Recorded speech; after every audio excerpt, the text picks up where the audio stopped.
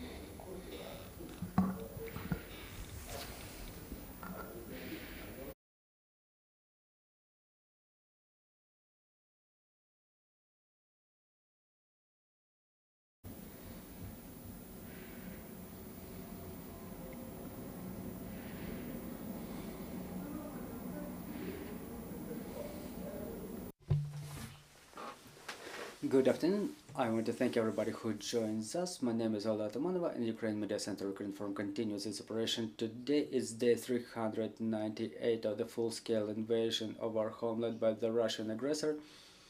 And now we will be talking about the problems and challenges faced by our agrarians. Joining us online is Dmytro Solomchuk, the People's Deputy, the member of the Parliament and Parliamentary Committee on Agrarian and Land Policy. Good afternoon, Mr. Dmytro. Good afternoon, Mr. Dmytro. Spring sowing campaign, let's talk about it. What are the main challenges faced by our agrarians, and not only the agrarians, but in front of the whole state? We understand that.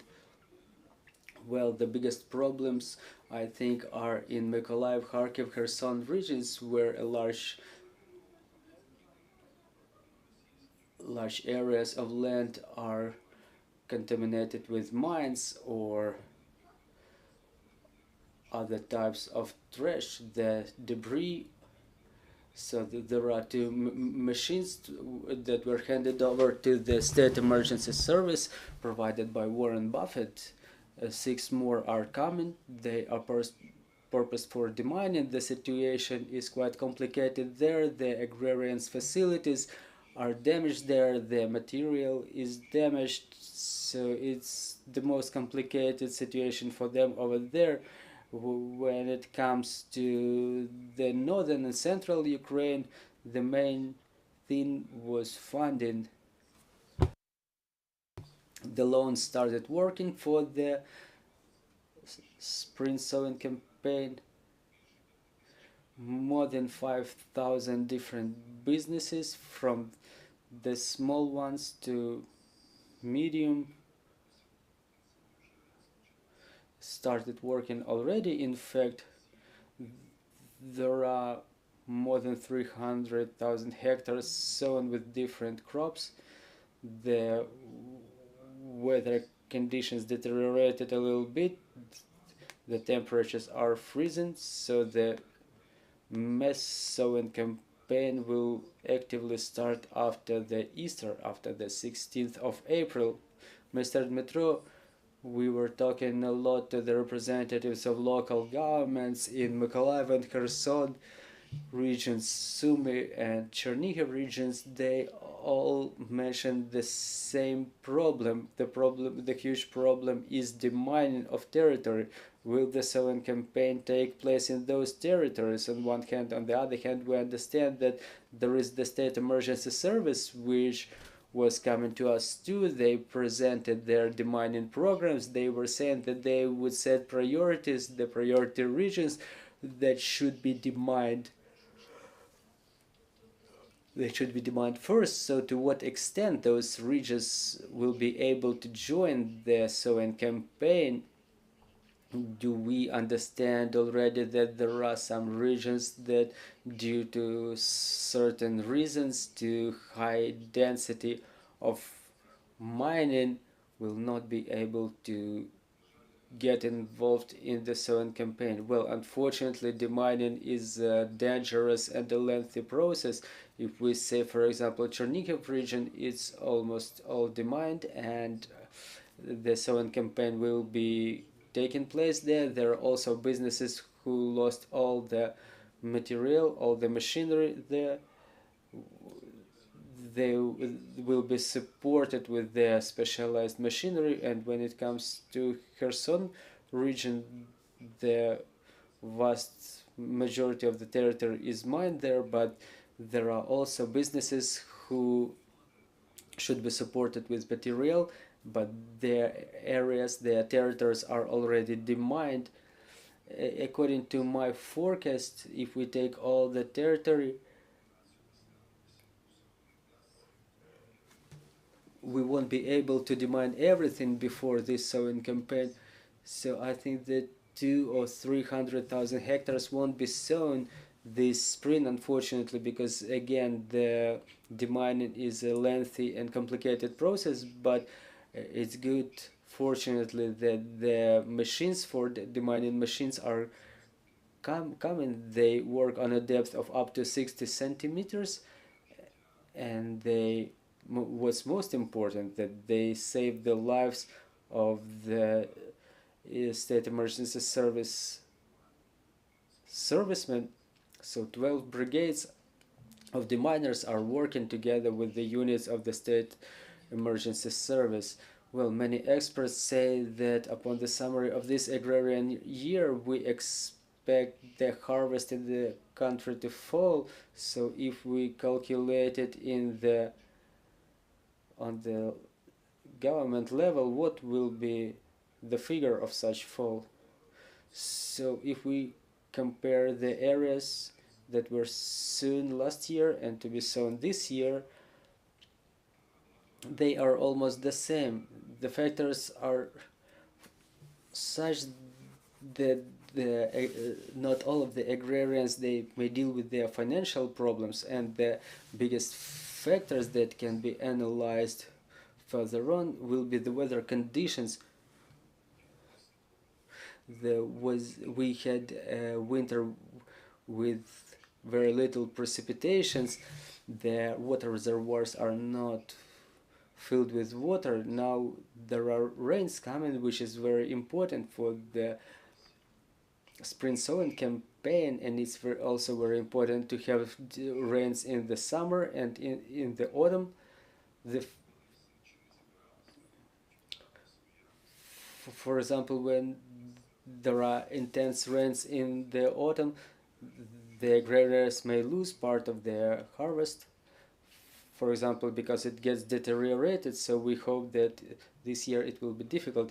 Did the structure of this sowing campaign change? Yes, it has changed. This year there will be less corn, at least 20% less corn sown. We increase the areas of soy, of peas, of barley,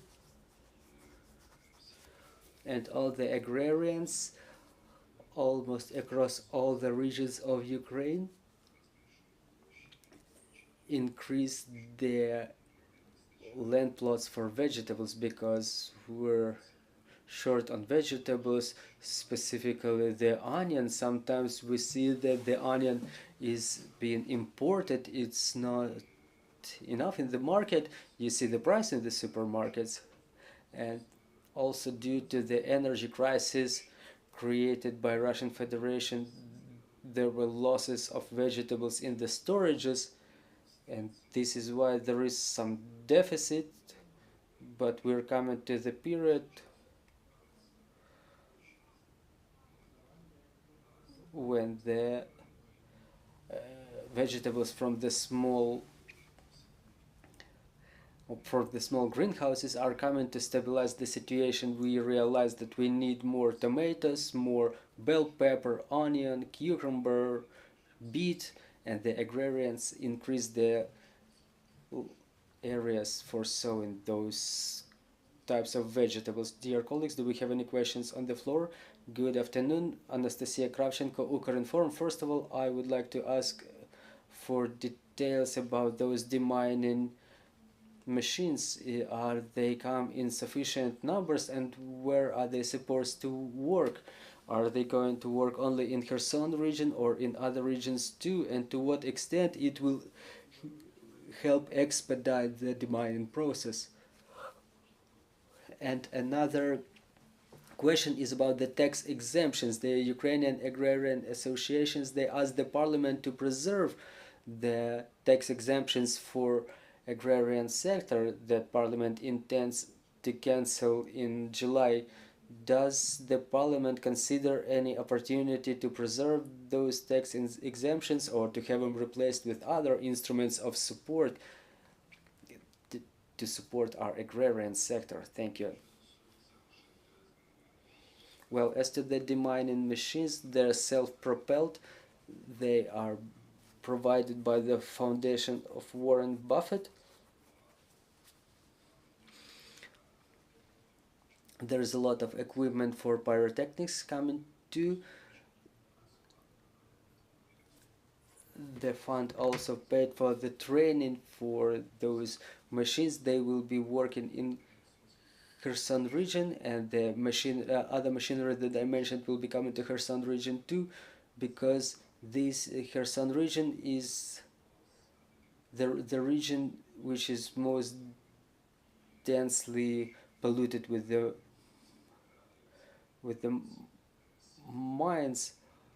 We are also being supported by seeds and machinery for victory harvest last year. So the goal is to have more funds raised for demining. I hope that the number of such demining machines will increase, and it will expedite the process of high quality demining. As I mentioned, those machines work on the depth of up to 60 centimeters. If a shell or a mine is deep in the ground, the machine may extract them from there with the full security to provide the maximum safety for working in those fields. As to the tax exemptions, you probably mean those 2%.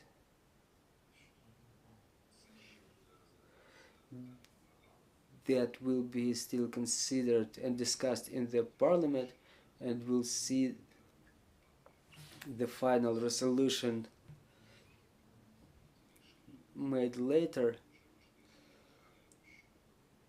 But now the parliament is working on the resolutions which are very important for the agrarians about the tax exemptions in the recently deoccupied areas. As to those 2%, you know, even the agrarians, they have different opinions there, because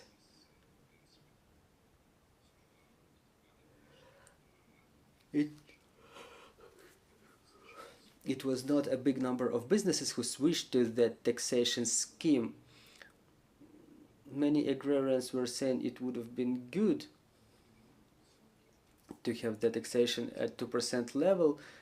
It would have been very comfortable for the accountants too, and in terms of generally of taxes. But in fact, when it was implemented, very little number of businesses switched to that taxation scheme. Somehow, I don't know why, specifically among agrarians, there was no large number of those who switched to this taxation scheme. Thank you very much. Thank you for joining our broadcast. I'm reminding you, dear colleagues, joining us was Dmytro Solomchuk, member of the parliament and the member of Parliamentary Committee on Agrarian and Land Policy. And our next briefing is at 12:30. Joining us will be Fedor Venislavsky, People's Deputy, the member of Parliamentary Committee on National Security, Defense and Intelligence, representative of the President of Ukraine to the Parliament of Ukraine, and we will talk about the arrest warrant for Putin and how it will affect Western arms supplies to Ukraine. So bear with us. Work together for a victory and glory to Ukraine.